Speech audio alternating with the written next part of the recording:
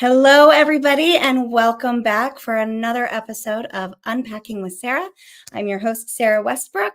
I apologize for completely missing the show on Thursday. It is Monday, Labor Day, and on Thursday, I forgot it was Thursday, and then I had no idea what time it was. It was just a shit show for me. And so by the time I recognized I'd missed the show, my producer and I were like, all right, you're too frazzled. Let's just do this another day. So I'm here. You get a 2-for-1 weeker this week. You're going to get today and then again on Thursday.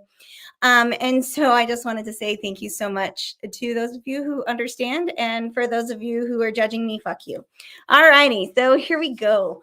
We're talking today about the vocabulary of sensations. So if you remember from 2 Thursdays ago, when we talked about expanding your vocabulary for emotional words, it's just as important to have an expanded vocabulary on sensations.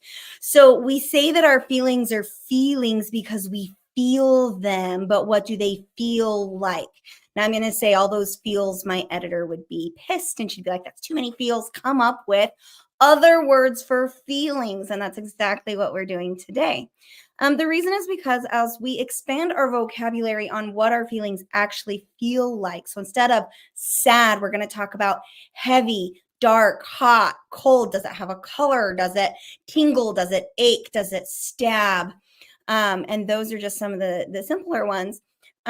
We're going to talk about, okay, so what's another word for achy? Is it throbbing? Is it a cold ache? Is it a dull ache? Is it a sharp ache? Is it a pinching ache? Think about all those times that you go to your doctor in pain and they're like, okay, well, what does it feel like? And you're like, well, it hurts, right? I broke my arm and it hurts. And they're like, well, is it burning or pinching or sharp? And the reason is because those more specific vocabulary words help us kind of pin down what's going on in your body. And some of the things that you're going to find is that some emotions like anxiousness or excited actually feel really close to the same. And so this is why sometimes our brain misinterprets, I'm really excited about Christmas, and you go into a panic attack because your brain is like, oh my gosh, it feels so much the same. And that's where your self-talk of kind of breaking that down comes in. So I'm going to pull up the first little worksheet here. Okay, here we go. Oh, my logo in the back looks a little bit goofy. Let me see if I can change that background. There we go. That looks a little bit better. Okay, so here we go. Common words for physiological sensations, and that is too small for me to read without my glasses. So I've got out my very favorite butterfly phone case. Of course, my phone case is butterflies. If you are familiar with me at all, you know how much I love butterflies.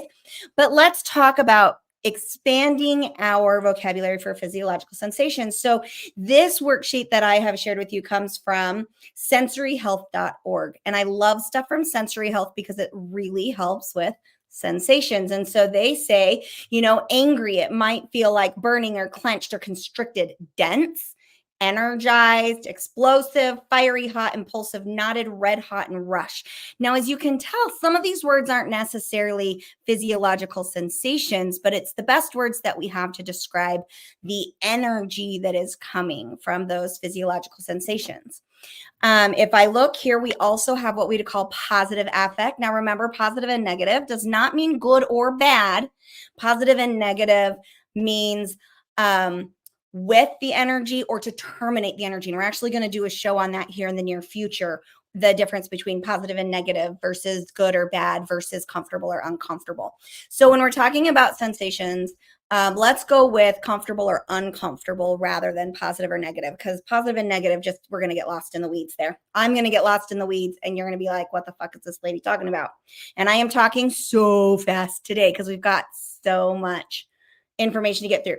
So a comfortable emotion like being open-hearted or tender, you might feel a glow or cozy, melting, moved, tender, touch, warm, shimmering, released, relaxed, still, vital, expanded, awake, airy, alive. So do you see how we're utilizing just great big words, or not great big words, but different words than what we would normally use? And you can actually see this.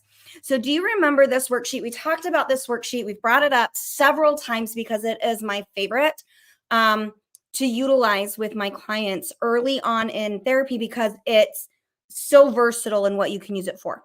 So we've got this, and I'm going to put on the stage, this is Sarah's feelings of excitement. And so one of the things that you're going to see is even me, who I've been teaching this forever, I've gotten stuck on some vocabulary words. So you're going to see that excited, I feel lifted, I feel clenched. So you're going to see clenched and tense a lot. For Sarah, notice that I'm clenched and tense on excited. And I'm also, let me scroll down here. I don't have Alex today. I am clenched and tense. Can you see those on rage?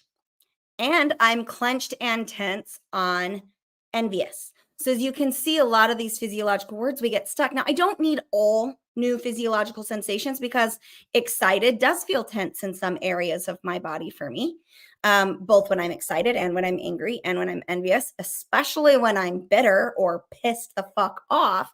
I'm going to get some tension and some clenching and some aching in my body.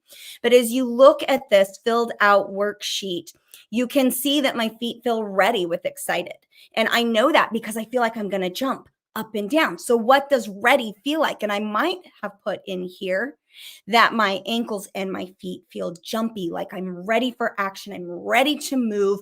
I'm getting jittery. I'm getting tingles. I'm getting all kinds of sensations.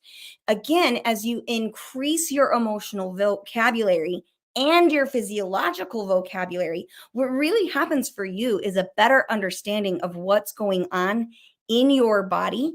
And as you use my 3 to 5 or my 15 rule, what you're going to find is that you recognize the feeling before you have a reaction to it. And so your homework is going to be the same as it was last Thursday, which is I want you to get a list, like just go into Google and search words for physiological sensations or how do my feelings feel? So if you don't know how to spell physiological, which I'm going to tell you right now, I ask Siri how to spell it all the time because I'm not good at spelling. I like the little red dots under word because I look smarter than I am. Thank you so much for your heart and your likes and your comments. That really helps me to, number one, get the algorithm up. So I can't see who hearted me. I'm sure Alex could, but he's not here with me today. So thank you to whoever hearted the show.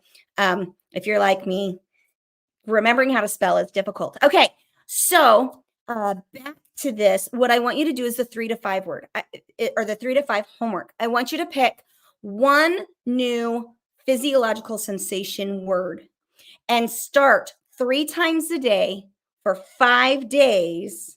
I want you to utilize that word and connect it with something you are feeling.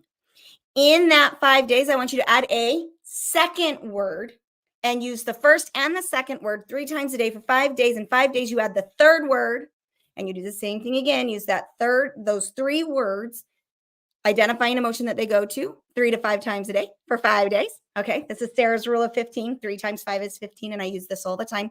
Repetition helps our brains remember things better. So that's what we're going to do. On the 4th word, you may drop the first word as your intentional practice and use those 3 words. Over the course of the next 15 weeks, you are going to have several new words in your vocabulary to help you better identify what is going on inside of my body when I feel. In this case, we've got excited, and you're going to see these on moving forward. So if you want to, you can pause the show and kind of look at them. Also, if you want this worksheet, it is available on my website. Right now it says for 99 cents, but we haven't figured out how to get that pay. So just email me at, hang on, let me get this banner rolling. You can email me at daisygirlcommunications@gmail.com, and I will give this to you for free for the rest of September 2024 because we can't figure out how to get the pay thing to work on my website. I'm still working with my guy as we've revamped my website.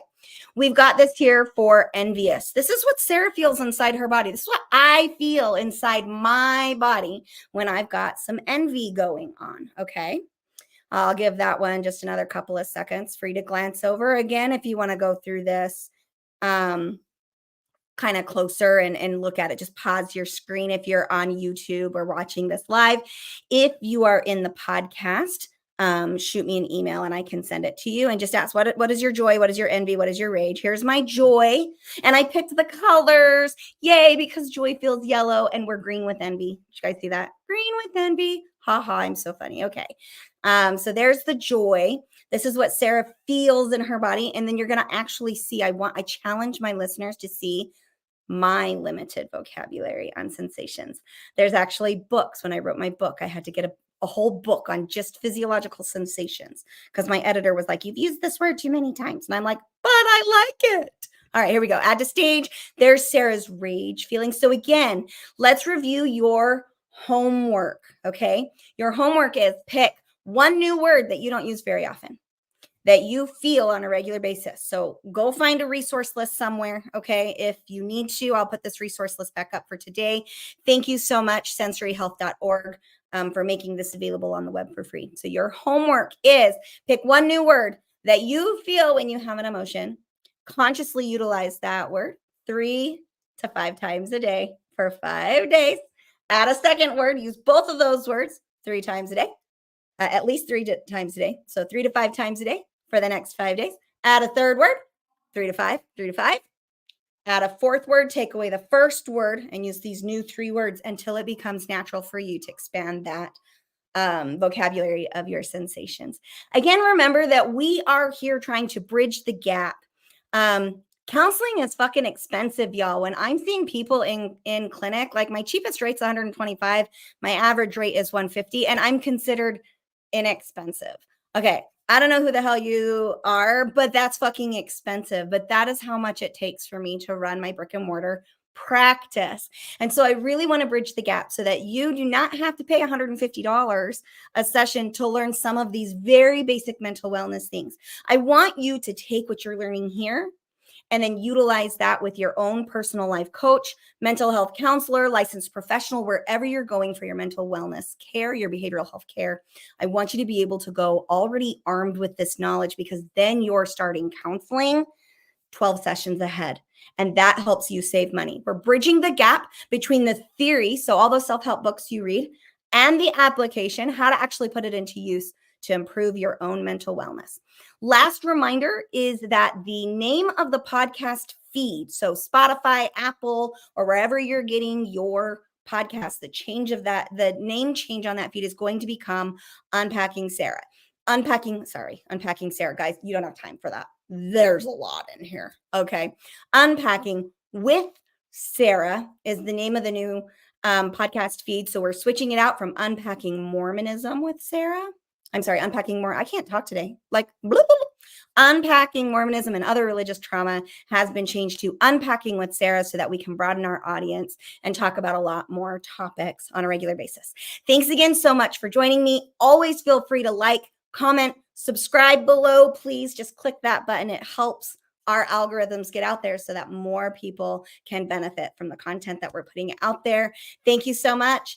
And I think that's all of it. Remember that if you are in crisis, please dial or text 988 or 911 and go to the nearest emergency room. Thanks so much. Can't wait to see you Thursday. Bye.